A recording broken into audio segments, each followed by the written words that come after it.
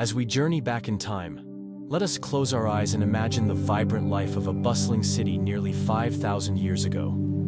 The Burnt City, located in the heart of modern-day Iran, was one of humanity's earliest urban center, a lively tapestry of voices, colors, and wisdom from ages past. Here, the sun bathed the mud-brick homes with warmth, and the scent of spices carried through the air as merchants hawked their wares in lively markets. This city wasn't just a geographical location. It was a hub of innovation, where the ancient inhabitants thrived in the face of adversity. Amidst the ruins of this once flourishing civilization, archaeologists unearthed remarkable artifacts that tell the story of its people. Among these intriguing discoveries is a glass eye, a small yet profound object that raises an array of questions about the capabilities and compassion of the ancient world. What if this seemingly simple piece of craftsmanship was indicative of much more than mere decoration? What if it hinted at advanced knowledge in prosthetics, suggesting that the inhabitants of the burnt city were not only skilled artisans, but also pioneers in addressing human disability and suffering? Let us take a moment to picture the scene as we delve deeper into the significance of this glass eye.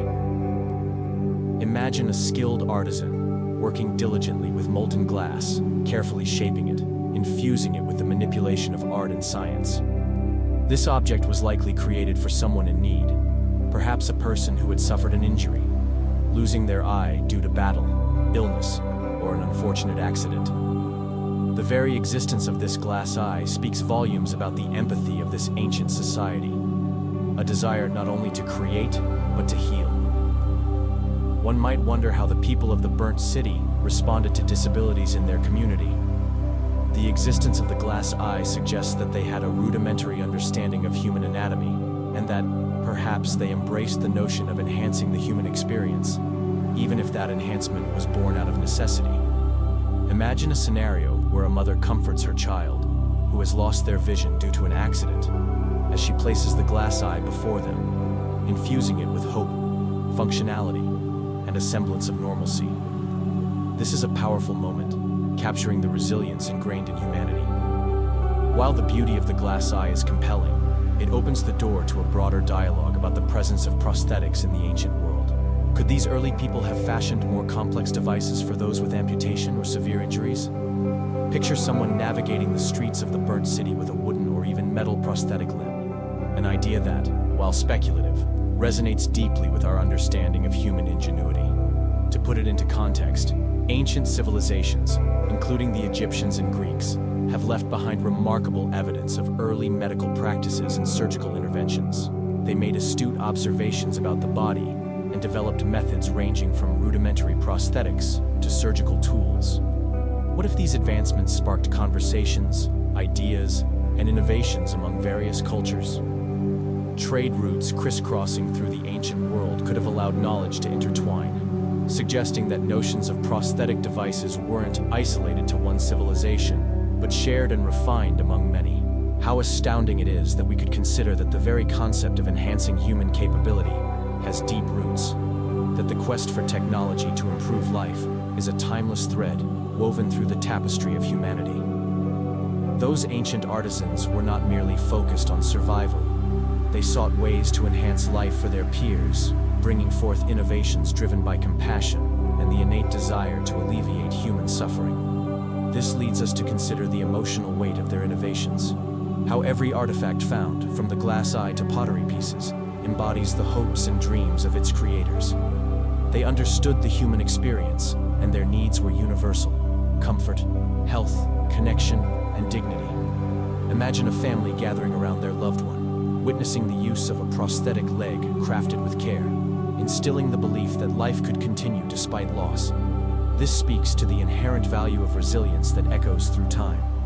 While we may marvel at the technological prowess of today's world, advanced bionic limbs that respond to neural impulses, artificial organs that can save lives, we must not forget that our journey toward such innovations was paved by centuries of inquiry and progress. The glass eye of the burnt city serves as a reminder that the pursuit of improving life and coping with disabilities is not solely a modern endeavor. It is an integral part of our shared human story. Moreover, Every artifact tells a tale, holding within it whispers of those who lived, loved, and laughed in a world that was both familiar and foreign to us now. As we reflect on the glass eye, we can contemplate the lives of those who used it. Perhaps a child playing in the sun despite their limitations, or a wise elder guiding the young, fostering innovation as they found new ways to bridge the gap between loss and living fully. As we move toward the conclusion of this exploration, let us take a moment to embrace the possibilities we've uncovered. The glass eye illustrates a vital intersection of compassion and creativity. Its existence encourages us to explore the depths of human resilience and innovation. It serves as an invitation to recognize the similarities between the ancient and the modern world, bridging a gap that has persisted through millennia. In closing, let us carry forth the lessons imparted by the craftsmen and women of the burnt city. Allow their legacy to inspire us to continue questioning, innovating, and above all, caring for one another. The legacy of the glass eye is a beautiful reminder of our journey, a journey that transcends time and connects us to the heart of what it means to be human. A desire for understanding, for triumph over adversity, and for the hope of healing. As you drift into a meditative state, may the story of the burnt city's glass eye resonate within, illuminating paths of empathy, innovation, and a shared humanity that stretches across ages. With each breath, let the echoes of their resilience fill your heart, bridging the ancient and the modern, as you embrace dreams filled with compassion and possibility. As we turn our gaze back in time, across the vast landscape of human history, we find ourselves standing at the edge of a remarkable archaeological site, Göbekli Tepe. Nestled in the fertile plains of southeastern Turkey, this enigmatic site beckons us with whispers of ancient secrets and challenges our understanding of the origins of civilization. Imagine wandering through a sprawling complex of monumental stone pillars adorned with intricate carvings, standing sentinel over a landscape that has witnessed the dawn of human society. This is not merely a site, it is a portal into a world that transcends our traditional narratives about the past. Göbekli Tepe, often described as the world's oldest known temple, dates back to around 9,600 BCE, a time when our hunter-gatherer ancestors were just beginning to form the earliest vestiges of societal structures. As the dust of millennia begins to settle, we are forced to reconsider what we thought we knew about human history. This temple, with its impressive T-shaped pillars that rise to heights of over 5 meters, challenges the long-held belief that agriculture and settled life were prerequisites for the emergence of complex religious practices and monumental architecture. As we journey deeper into the heart of Göbekli Tepe, let's pause to appreciate the sheer audacity of its existence. Picture ancient artisans laboring under the sun, their collective breath visible in the warmth of early dawn, sculpting stone that would withstand the test of time. This site was not built by an advanced civilization. Rather, it emerges from a time when humanity was still deeply entwined with the rhythms of nature, subsisting as foragers, following the ebb and flow of the seasons and the migrations of wildlife. Imagine standing amid the megalithic pillars, some weighing up to 20 tons, each narrating its own story through elaborate carvings of animals, foxes, birds, and snakes, symbolizing a deep connection to the spirit world and an understanding of the environment that surrounded them. The detail in these engravings suggests a sophisticated artistic practice that hints at the spiritual and communal lives of those who constructed this sacred space. Here, in this temple, we find evidence of community gatherings, rituals, and a shared belief system that fostered connections among early humans, long before the advent of agriculture. This communal aspect is pivotal. Imagine the gatherings at Göbekli Tepe, where individuals from different clans would converge, sharing stories, celebrating life, and participating in complex rituals that honored their gods, nature, and each other. The temple may very well have served as a center of social cohesion, reinforcing bonds within communities that spanned a vast region, a testament to the social fabric of humanity. Göbekli Tepe's very existence forces us to confront a perplexing question. How could a society of hunter-gatherers, arguably still in the throes of a nomadic existence, dedicate so much time, energy, and labor to the construction of such a monumental site? This enigma invites us to reconsider our assumptions about the development of civilization. Could it be that the need for spiritual expression and community bonding motivated these early humans to engage in monumental construction, fostering a sense of identity that transcended their immediate survival needs? Drifting deeper into this topic, we find ourselves confronted with a concept that many of us take for granted: the linear progression from foraging to farming to civilization. The discovery of Göbekli Tepe alters this narrative and compels us to consider alternative pathways of human development. Here lies evidence of a complex society that prioritized spiritual life over material wealth, suggesting that the impetus for societal advancement may have been driven by our innate desire for connection and meaning rather than mere survival. Furthermore, the precise alignment of the pillars evokes a sense of cosmic connectivity, a bridge between humanity and the divine, rendering Göbekli Tepe not merely a place of assembly, but a locus of profound spiritual significance. Imagine the ancestral whispers woven across the generations, echoing through the stones as rituals honored the seasons and celestial phenomena. What if this temple was a reflection of humanity's collective journey toward understanding existence, our place in the universe, seeking answers that resonate even in the modern world? The community gathered here might have been driven by profound questions about life, death, and the mysteries of the cosmos, much like we are today. In delving into the past, we can glimpse the threads that tie our own quests for meaning to those who walked the earth thousands of years ago. As we reflect upon Göbekli Tepe, we must also acknowledge the broader implications of this site in the study of archaeology and human history.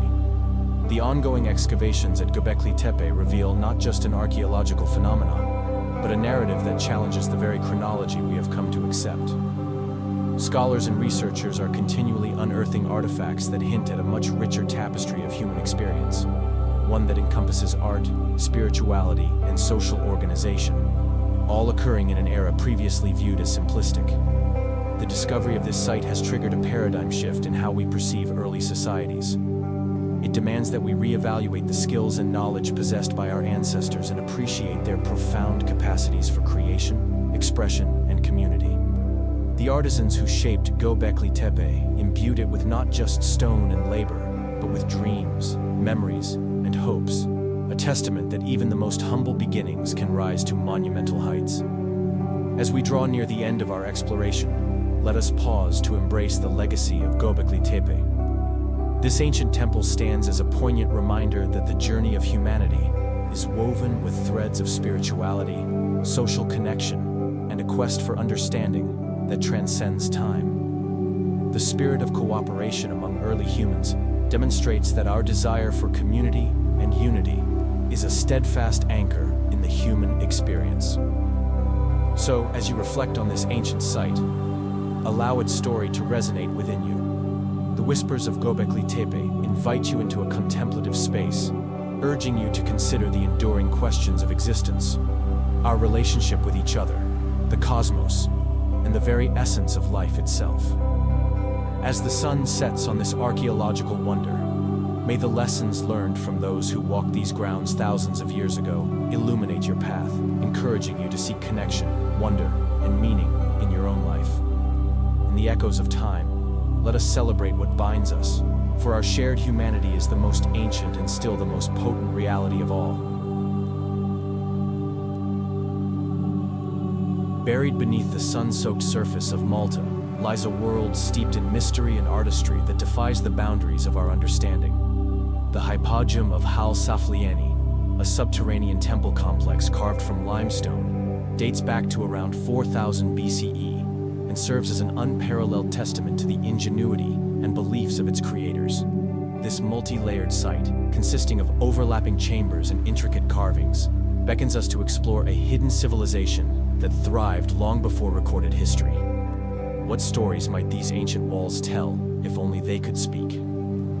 As we descend into this remarkable underground sanctuary, we find ourselves enveloped in a silence that is both eerie and profound.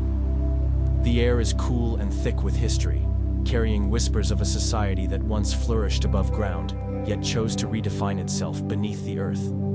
The Hypogeum is not simply a burial site, It is a complex ritual and spiritual space that illuminates the intricate relationship these ancient people had with death, the afterlife, and the cosmos.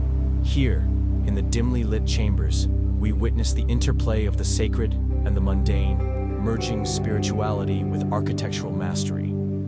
Imagine standing in the heart of the Hypogeum Central Chamber, the largest of its kind, where ancient rituals may have unfolded in reverence and mystery. Carved from solid rock, the chamber is adorned with circular recesses and precisely hewn pillars, all echoing the artistry and dedication of its builders. This expansive sacred space evokes a sense of transcendence, drawing us into a world where the boundaries between the living and the dead were blurred.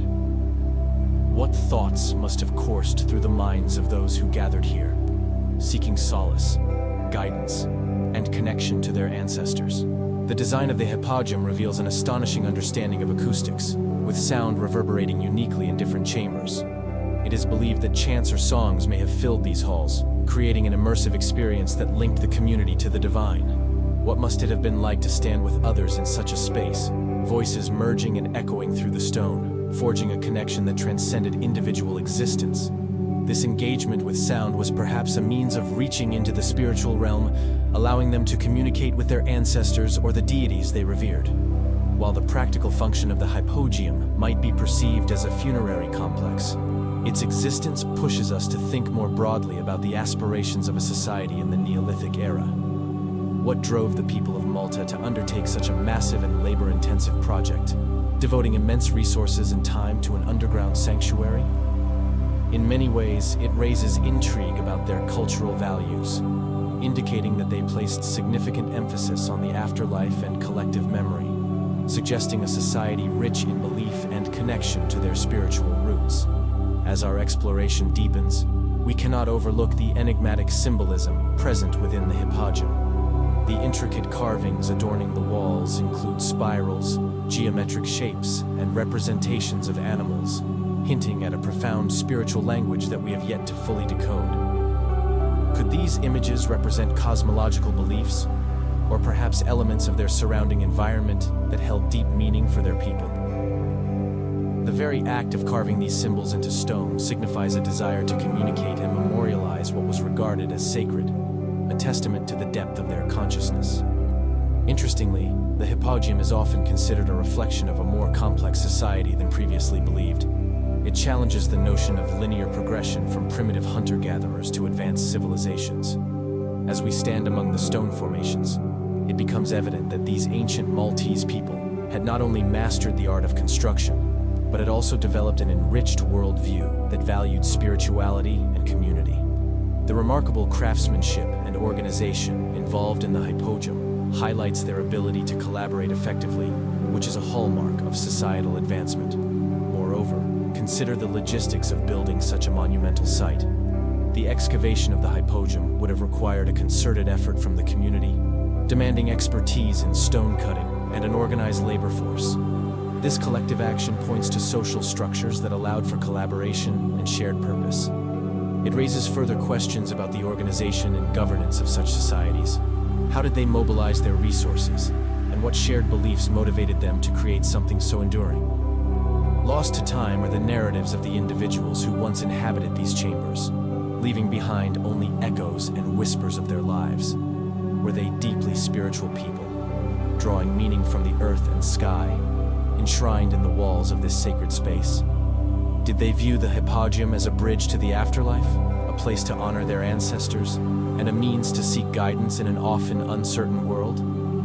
Excavations of the Hypogeum have revealed an array of artifacts, including pottery, jewelry, and human remains, which hint at the rituals performed within its confines.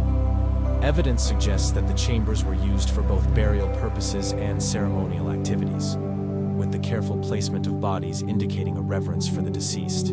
Each artifact, imbued with the stories and lives of the people who once thrived here, adds another layer to the historical tapestry of this remarkable site. As we reflect on the Hypogeum of Ħal-Saflieni, let us acknowledge the enduring legacy it imparts. This underground sanctuary compels us to reconsider what we know about early civilizations and their complexities. It offers glimpses into a culture that prioritized connection, memory, and spiritual depth over material advancements, revealing the innate human desire to find purpose and community, even in darkness. In closing, may the story of the Hypogeum inspire us to seek connections to our own heritage and those who came before us. The whispers of its stone may seem silent now, but within them lies an invitation to explore further, to dig deeper into our understanding of the past. As we ponder the thoughts and aspirations of those ancient builders, let us honor their pursuit of meaning and communal bonds in our own lives, for such legacies are timeless. The Hypogeum serves as a reminder that, regardless of the era, our quest for connection, understanding, and the transcendental remains one of the most profound aspects of being human.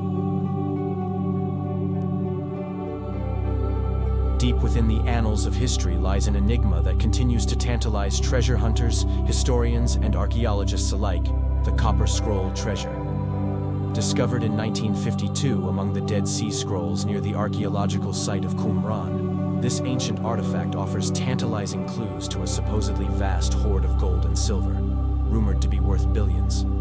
The scroll's unique composition and cryptic instructions paint a portrait of a treasure hidden away during a tumultuous time, inviting speculation about its origins and the fate of the wealth it once represented. What could have compelled the creators of this enigmatic document to conceal such a fortune? And what secrets lie buried in the sands of time? The Copper Scroll stands out from its contemporaries, not only because of its metallic material — it is the only one among the Dead Sea Scrolls made of copper — but also due to its detailed inventory of treasures purported to be hidden within the region. Unlike other scrolls, which primarily contain religious texts or reflections on the faith and community of the time, the Copper Scroll is essentially a treasure map, listing locations and the types of riches reportedly buried at various sites. Could these treasures be artifacts of the Temple in Jerusalem, lost during periods of conflict and upheaval, or remnants of a wealth that belonged to a long-forgotten sect? According to scholars and cryptographers who have examined the scroll, it details a staggering 64 locations where treasures are supposedly concealed, including gold ingots, silver vessels, and sacred items. These riches are said to stem from the Temple in Jerusalem, where immense wealth accumulated from donations, tributes, and religious offerings. In times of turmoil, particularly during the Roman siege of Jerusalem, the decision to hide these artifacts was likely made to protect them from plunder and destruction. Who were the guardians of this treasure, and what measures did they take to ensure its safety in such perilous times? Translating the Copper Scroll's text has proven to be a formidable challenge. The writing style is idiosyncratic, and the locations mentioned often correspond to ancient landmarks that have since changed or disappeared. These factors have led archaeologists on a quest, not just for treasure, but for clues to understand the cultural landscape of the time.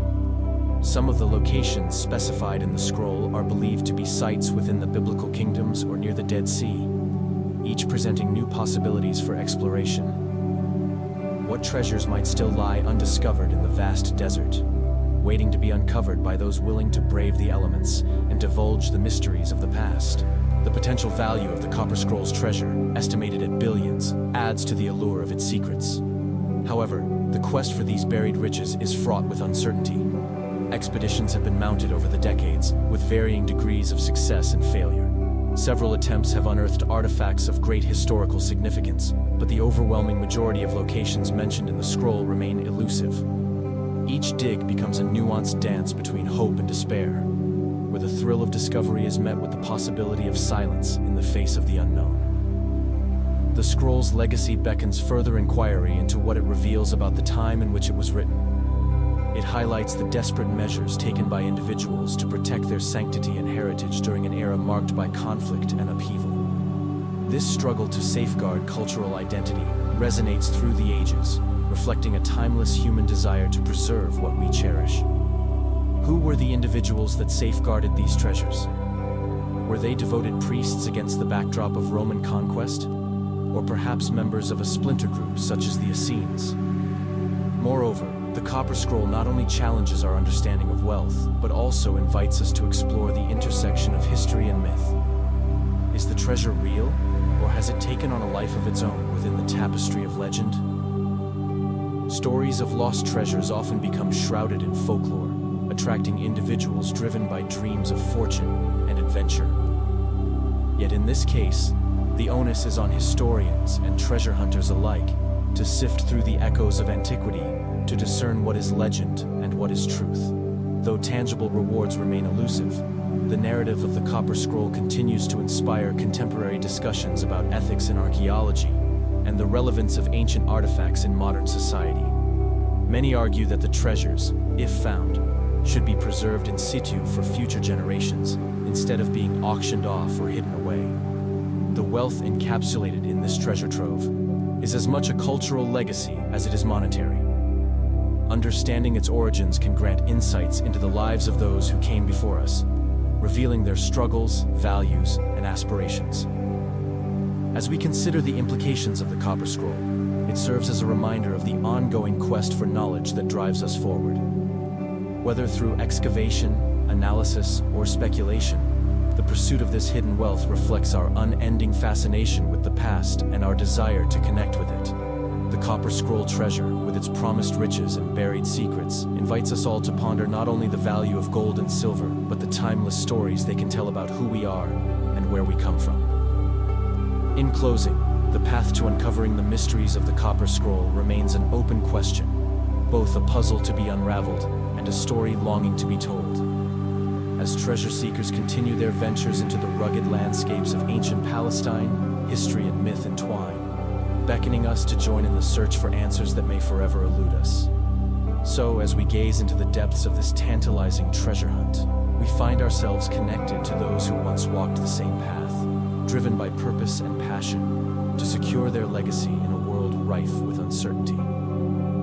The Copper Scroll stands as a testament to the enduring human spirit, forever seeking, forever curious, forever striving to uncover the treasures that define our stories through time. In the heart of South Asia, buried beneath the sands of time and history, lies the mysterious civilization of the Indus Valley, also known as the Harappan civilization. Flourishing between approximately 2600 and 1900 BCE, this ancient culture is renowned for its sophisticated urban planning, advanced drainage systems, and impressive architecture. However, what continues to baffle researchers and linguists alike is the Indus Valley script, a collection of symbols carved on seals, pottery, and other artifacts that remains one of the oldest undeciphered scripts in human history. This enigmatic form of writing offers tantalizing glimpses into a civilization whose secrets are still locked away, prompting us to ask, what stories could it hold about the people who created it? The Indus Valley script is characterized by its unique symbols, which have yet to be fully understood or translated. Comprising around 400 distinct signs, the script appears primarily in short inscriptions, often just a few characters long. Unlike many ancient scripts that evolved into larger texts, the Indus writing does not provide substantial context or sequential narratives, which presents an extraordinary challenge for decipherment. Scholars have proposed numerous theories regarding its function. Was it primarily administrative, religious, or perhaps a means of personal identification? The lack of a Rosetta Stone-like artifact, a bilingual inscription that could provide key insights, further complicates efforts to unlock the language. One of the most intriguing aspects of the Indus Valley script is its potential relationship to contemporary and later languages. Archaeologists have posited that it belongs to a Proto-Dravidian language family, which may provide a linguistic lineage to some of the languages spoken in South India today. However, the absence of a direct descendant language remains a significant barrier in tracing its origins. This isolation has led to some fascinating speculation, encouraging researchers to explore links with other ancient scripts, such as the Elamite script of present-day Iran, or even connections to the ancient Sumerians, who had an established writing system. Yet, despite these efforts, scholars have yet to uncover definitive evidence to support these hypotheses. Another layer of the mystery surrounds the distribution of the script within the Indus Valley civilization itself. Inscriptions bearing the script have been found across various sites, including Harappa, Mohenjo-daro, and Dholavira, highlighting its pervasive use. However, the context in which these inscriptions were created remains unclear.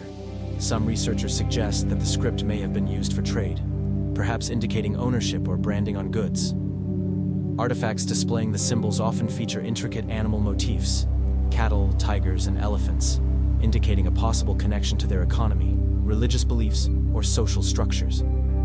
However, without further decipherment, this remains speculative. Moreover, the question of whether the Indus Valley script represents a true written language continues to be the subject of fierce debate. Some scholars argue that it may have served as a form of proto-writing, signifying concepts or ideas rather than conveying phonetic sounds. This form of communication can be likened to the system of symbols employed by some indigenous cultures that use pictographs to represent complex ideas. If this were the case, the script might have functioned as a mnemonic tool, aiding memory in trade and communication, but lacking the capacity to foster complex storytelling or documentation of events. The demise of the Indus Valley civilization around 1900 BCE adds another layer of complexity to the mystery surrounding the script. Various theories have emerged regarding the civilization's decline. Climate change, resource depletion, and invasions are among them. As the cities fell into disrepair and populations shifted, the script may have been abandoned, leaving subsequent generations without the knowledge necessary to continue its use. This break in continuity would explain why the script fell into obscurity, leaving only tantalizing hints of its former significance. Modern technology offers hope for unlocking the secrets embedded within this ancient script. Advances in machine learning and computational linguistics allow researchers to analyze patterns and similarities that were once difficult to detect through traditional methods. By comparing the symbols with data from other recognized scripts and languages, linguists may be able to uncover hidden structures or establish potential correlations that bring us closer to deciphering the Indus Valley script. In this way, the intersection of technology and archaeology may offer a bridge through time, connecting us to the voices of a distant past. The Indus Valley script serves not only as a linguistic mystery, but also as a vital reminder of the richness of human history. It underscores the complexities of communication, culture, and identity in ancient societies. Each symbol encapsulates the life of a civilization that thrived millennia ago, inviting us to ponder the aspirations, achievements, and everyday realities of its people. As we delve into the challenge of deciphering the Indus Valley script, we find ourselves exploring more than just an ancient writing system. We embark on a journey to understand a civilization that, despite its silence, echoes through the ages. The unsolved puzzle of the Indus Valley script continues to captivate scholars, challenging us to see connections across time and geography. As we strive to uncover its meanings, we unearth the stories of those who came before us, reminding us that the quest for knowledge is an enduring endeavor, one that keeps the past alive in our collective consciousness. In the cradle of civilization, the Ubaid period, approximately 6,500 to 3,800 BCE, in what is now southern Iraq, signifies a transformative era that laid the groundwork for the subsequent rise of Sumerian society. Characterized by advances in agriculture, urbanization, and early forms of crafts, the Ubaid culture also left behind artifacts that provoke extraordinary questions about ancient beliefs and mythologies. Among these intriguing finds are figurines often referred to as the Ubaid Lizardmen, or lizard people, which have spurred fascination and controversy. The question arises, could these artifacts point toward the existence of reptilian deities, or beings that influenced the cultural consciousness of early civilizations? The Ubaid Lizardmen figurines typically depict human-like figures with distinct reptilian traits, including scaly skin and elongated features. While some interpretations suggest these figures symbolize fertility or agricultural success, others have fascinated fringe researchers and conspiracy theorists who speculate that they may represent extraterrestrial beings or deities imagined by the ancient Ubaid people.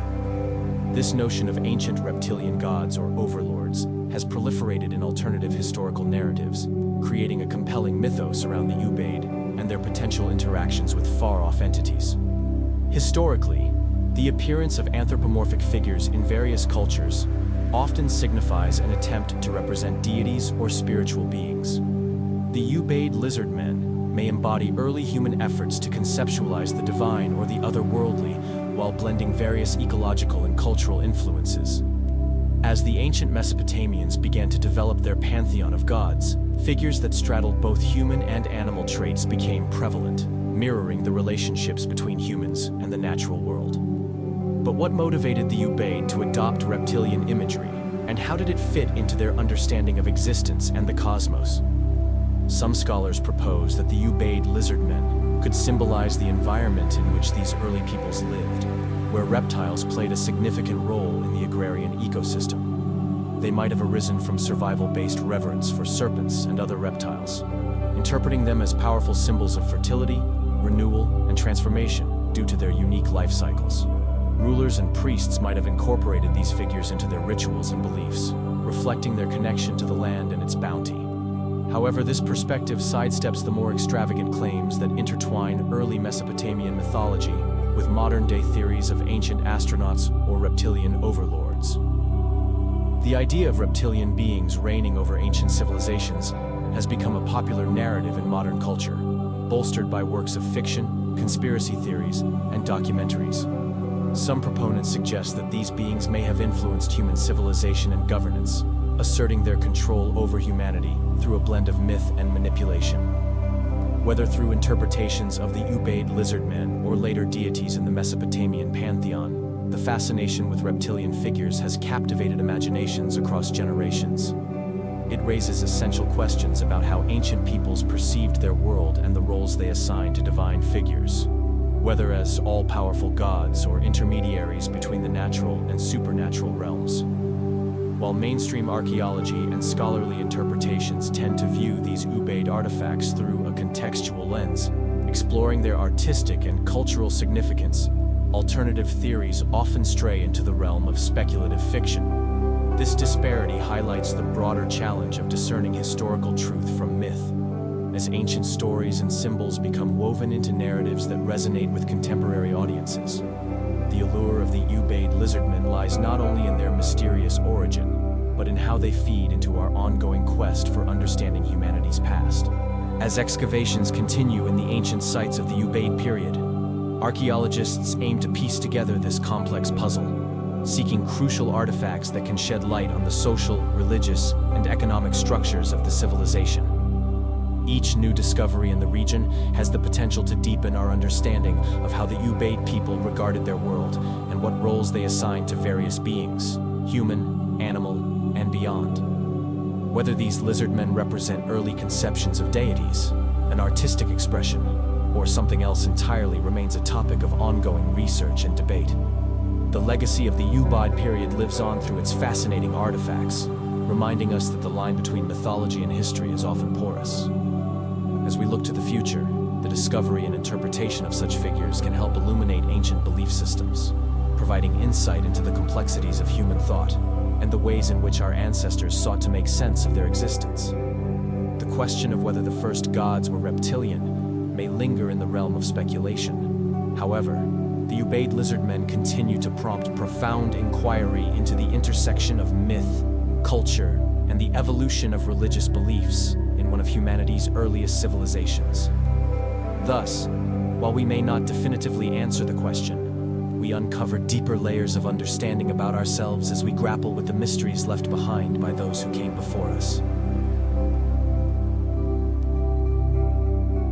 Just as the Bermuda Triangle has captivated imaginations with tales of mysterious disappearances and bizarre phenomena in the Atlantic, the Dragon's Triangle, also known as the Pacific Bermuda Triangle, holds its own cache of intrigue and enigma in the expansive waters of the Pacific Ocean. This area, located near the coasts of Japan, Taiwan, and the Philippines, emulates the eerie reputation of its Atlantic counterpart, suggesting that an ancient mystique lurks beneath its waves.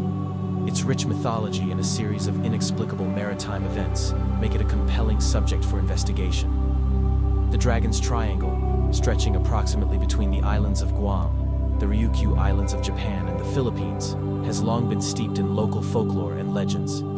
In ancient times, this region was often thought to be home to mythical dragons and other supernatural beings. In fact, the very name dragon is derived from the influence of Asian cultures and their deep respect for these revered creatures. Chinese folklore paints dragons as powerful entities that control water and weather, and and it is this legendary quality that seems to resonate in the reports of strange occurrences within the Dragon's Triangle. Much like the mysterious happenings associated with the Bermuda Triangle, the Dragon's Triangle has seen an array of perplexing incidents over the decades. Among them are naval vessels and aircraft vanishing without a trace, often under puzzling conditions. Notable stories include the disappearance of the Koan Maru in 1952, which, while surveying the waters of the Dragon's Triangle, seemingly vanished, leaving no evidence of its fate. Similarly, other ships reported sudden changes in the sea conditions, including fierce storms and strange weather patterns that appeared without warning. The region has also witnessed reports of electromagnetic anomalies that could interfere with navigational instruments, further complicating matters for sailors and aviators alike. One peculiar aspect of the Dragon's Triangle is its connection to the concept of underwater volcanic activity and its potential relationships with these mysterious events. The region is geopolitically active, located near the Pacific Ring of Fire, home to numerous tectonic plates and seismic activity, including earthquakes and volcanic eruptions. Some researchers posit that these geological phenomena might create disturbances in the water that can produce strange waves or currents, altering compasses and creating navigational challenges. The underwater topography, with underwater volcanoes and thermal vents, adds to the complexity of this enigmatic region. Moreover, the Dragon's Triangle has often served as a focal point for theories about advanced ancient civilizations or lost technologies. In conjunction with the lore surrounding the area, some conspiracy theorists have suggested that these advanced societies might have harnessed technology or knowledge that allows for manipulation of natural laws, resulting in disappearing vessels or anomalous phenomena. These ideas, while speculative, reflect the fascination people have with the concept of lost civilizations, possessing abilities beyond our contemporary comprehension. The intriguing allure of the Dragon's Triangle extends further into the realm of modern science and exploration.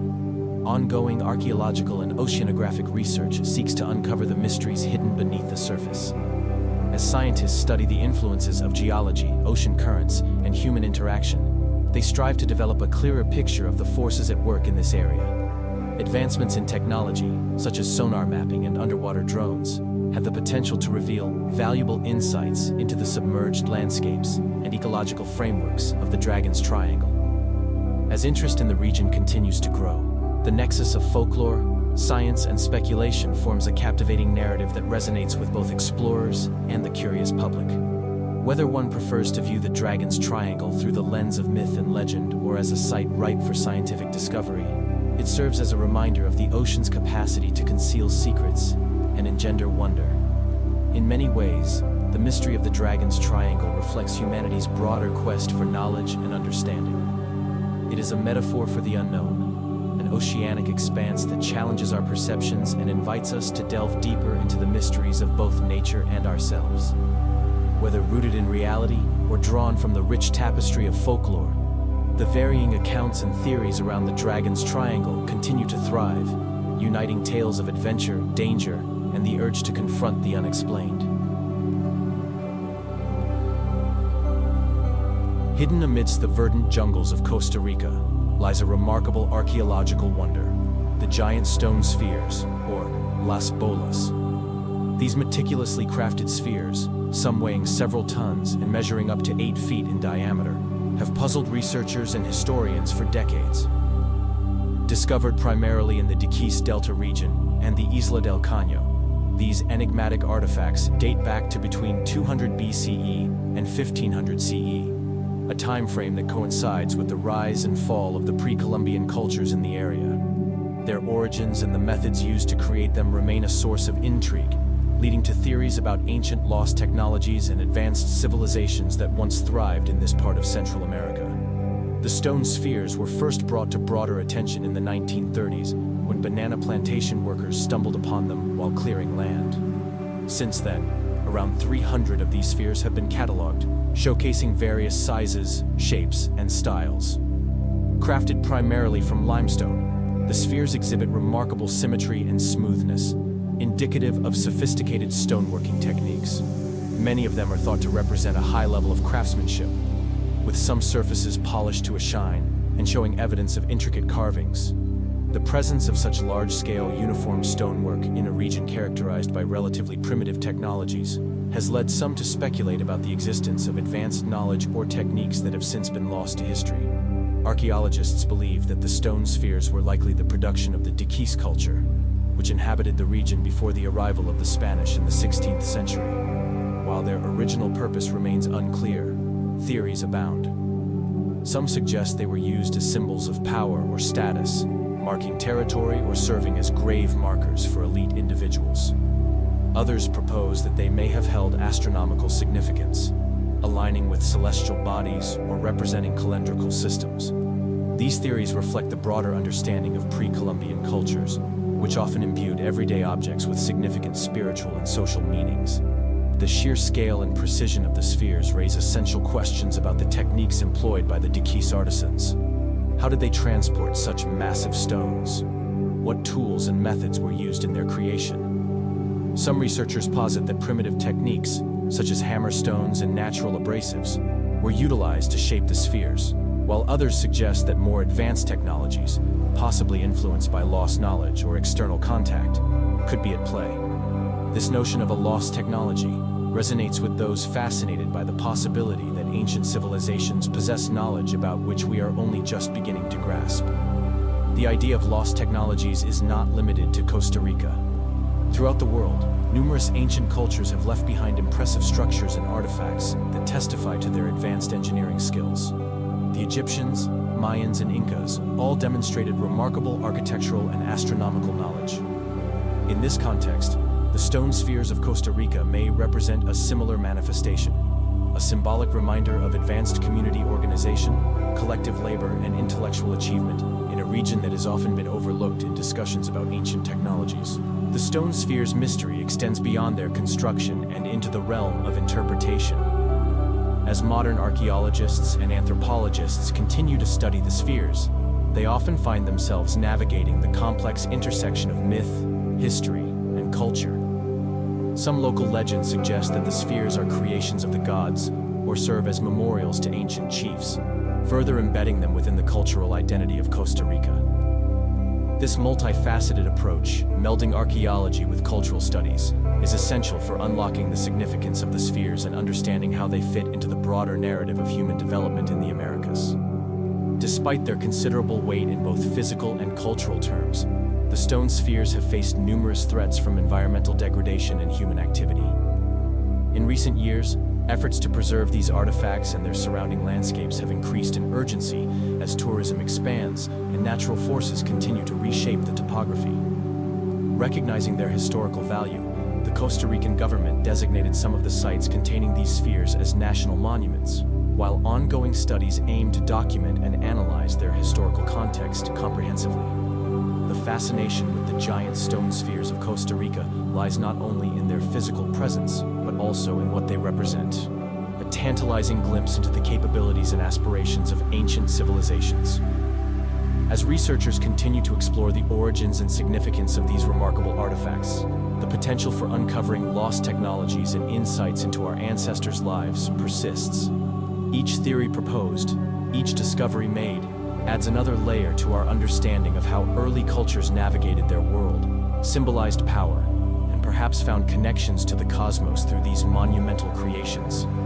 Ultimately, the stone spheres invite an appreciation of human ingenuity and craftsmanship. Regardless of their original purpose or the methods of their construction, they stand as testament to the rich cultural heritage of Costa Rica, challenging us to rethink our understanding of technological progress in ancient societies.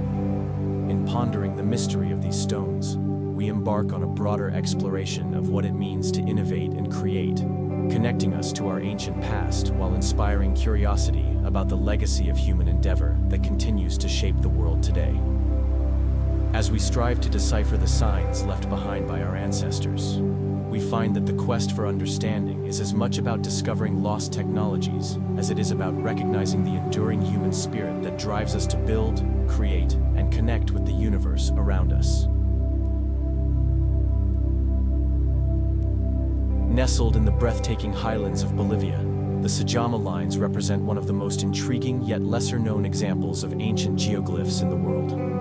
stretching across the arid landscape of the Sajama National Park.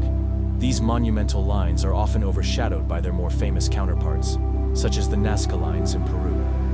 However, the Sajama Lines, which consist of intricate straight lines, geometric patterns, and even animal shapes, loom as a profound testament to the ingenuity of the indigenous cultures that once thrived in this region. Discovered in the early 2000s through aerial imagery and subsequent ground surveys, the Sajama Lines have captivated archaeologists and researchers due to their mysterious origins and purpose.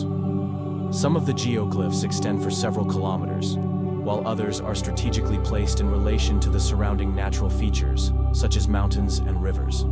The very scale of these formations is impressive, and they hint at an ancient society that possessed both the motivation and the means to create such expansive artwork.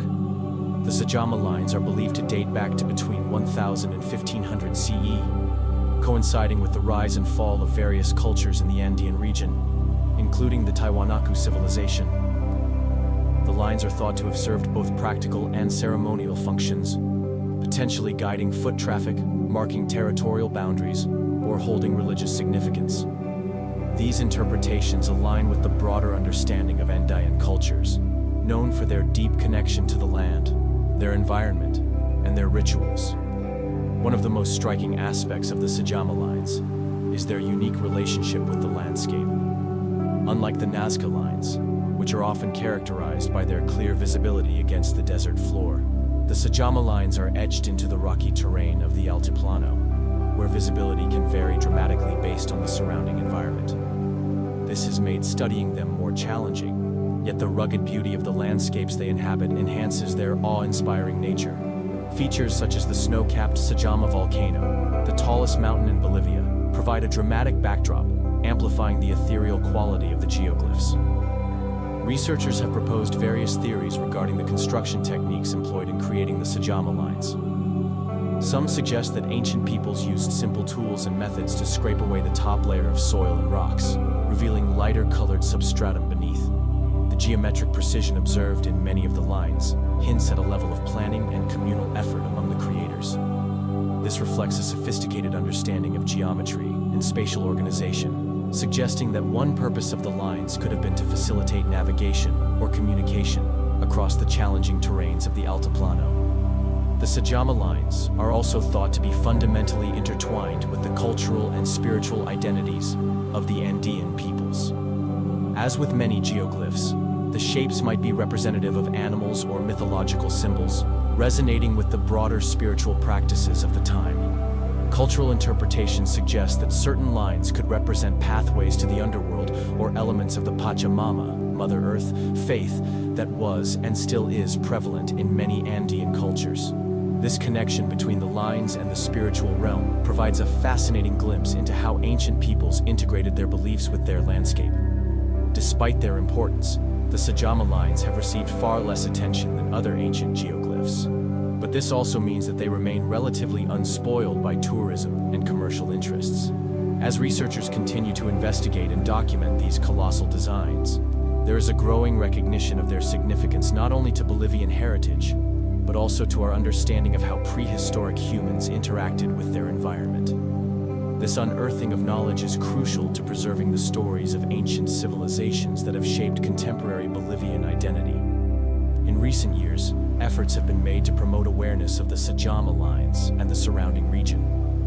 UNESCO recognition or designation as a historical site could offer protection and spotlight the incredible cultural heritage present in this part of the Andes. There's a sense of urgency as climate change and increased infrastructure development threaten these monumental features, which need conservation and respect for their historical value. Ultimately, the Sajama Lines stand as a powerful reminder of the complexity and sophistication of ancient Andean societies.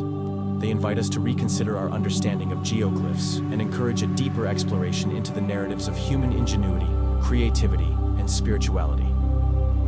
As we seek to understand the intentions behind such colossal creations, we are compelled to reflect on the profound relationship that holds between landscape and culture, a relationship that continues to resonate in the hearts and minds of those who call this striking region home. In acknowledging the Sajama Lines, we celebrate not only their visual and cultural significance, but also the enduring legacy of those who forged these remarkable geoglyphs. Their stories, though largely untold, are waiting to capture the imagination of the world, reminding us that beneath every line lies a history rich with meaning, innovation, and the interconnectedness of humanity with the land over generations. As awareness of the Sajama Lines grows, so too does the opportunity to honor and protect this monumental achievement of ancient art and civilization. Scattered across Europe, ancient artifacts known as Roman dodecahedrons have sparked considerable intrigue and debate among historians, archaeologists, and mathematicians alike. Dating back to the 2nd or 3rd century CE, these intriguing hollow objects are made of stone or bronze and feature 12 flat faces, each typically adorned with intricate designs and circular holes of varying sizes. While hundreds of these dodecahedrons have been discovered, primarily in the western part of the Roman Empire, their purpose remains one of history's enduring mysteries, a riddle that has yet to be solved even after more than 1,600 years. The Roman dodecahedron, with its geometric symmetry, measures approximately 11 centimeters, 4.3 inches in height, and has a unique configuration of 12 pentagonal faces. The faces are often embellished with not just decorative motifs, but also symbols that, while intriguing, do little to clarify their function. Some of the dodecahedrons have different hole sizes on their faces, while others are more uniform, suggesting varied uses or interpretations. Despite numerous theories, the exact purpose of these objects is still unknown. Some of the prevailing hypotheses propose that the dodecahedrons served as astronomical devices, with the varying holes allowing for observations of the stars or sunlight. This theory is supported by some scholars who liken them to ancient astrolabes or sundials. Others suggest they could have been tools used in measuring or casting, perhaps serving as gauges for making calculations related to agriculture or trade. Another idea posits that they might have had military applications, potentially used to measure distances or angles in relation to artillery or weaponry. However, the evidence supporting these theories remains circumstantial. Furthermore, the lack of any explicit historical references to the dodecahedrons in ancient texts adds another layer of complexity to the puzzle, leaving researchers grasping for clues. Interestingly, there are also cultural interpretations of the dodecahedrons, which indicate a more ritualistic or symbolic role. Some scholars suggest they were used in religious or ceremonial applications, possibly linked to the worship of certain deities, or as instruments in divination practices. This theory aligns with the Roman penchant for incorporating geometry and symbolism into their religious practices, reflecting an underlying belief in the harmony of the cosmos and the human experience. The geographical distribution of the dodecahedrons adds another layer of intrigue. Found primarily in areas that were once part of the Roman Empire, such as Germany, France, and the British Isles, their widespread presence suggests they were relatively common objects. However, the fact that they have not been found in Italy, the heart of the Roman Empire, raises additional questions about their usage and significance. Were they perhaps more popular in the peripheries of the empire, or did they serve a unique cultural function in certain provinces? Efforts to unlock the riddle of the dodecahedrons have been met with mixed success. The geometrical precision and aesthetic appeal of these artifacts have inspired various contemporary artists and mathematicians who have drawn parallels between the dodecahedron and modern mathematical concepts such as polyhedra and topology. Yet, despite the advances in modern technology and our expanded understanding of ancient cultures, the true essence of the Roman dodecahedron remains elusive. Adding to the ongoing fascination with these artifacts is the revival of interest in geometric forms in art, architecture, and science. The Roman dodecahedron has appeared in discussions on sacred geometry, a concept that many believe unites art and mathematics, infusing both with deeper meaning across cultures and epochs. Today, interest in the Roman dodecahedrons extends beyond academic circles. They have inspired a plethora of creative works, from literature to interactive installations, captivating the imagination of people seeking to unravel their design or understand their significance. Museums and exhibitions featuring these artifacts often emphasize their enigmatic nature, inviting visitors to ponder their origins and possible uses. while celebrating the artistry of the ancient civilizations that created them. While the Roman dodecahedrons serve as a tangible link to a lost world, they also encapsulate the broader human experience, our propensity to create, to wonder, and to seek meaning in the unknown. They remind us that even in our modern age, there are still mysteries waiting to be deciphered, puzzles waiting to be solved, and stories waiting to be told. In conclusion, the 1,600-year-old Roman dodecahedrons may never yield their secrets entirely. Their enigmatic presence, coupled with the beauty of their design, ensures they will continue to inspire curiosity and intrigue for generations to come. As we continue to explore the ancient world and its complexities, these unique artifacts stand as a testament to human creativity and the inexhaustible quest for knowledge, a quest that bridges the divide between the distant past and the present.